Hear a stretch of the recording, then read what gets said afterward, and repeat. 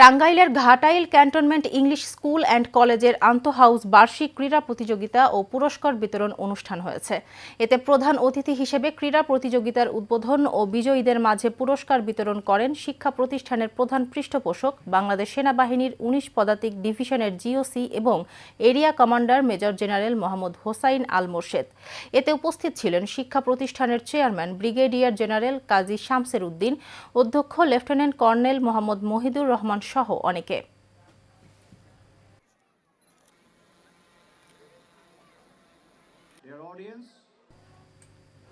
শেষ করবে Asian news, তার আগে বিআরবি কেবল ইন্ডাস্ট্রিজ লিমিটেড সংবাদ শিরোনামগুলি জানিয়ে দিব আরও একবার।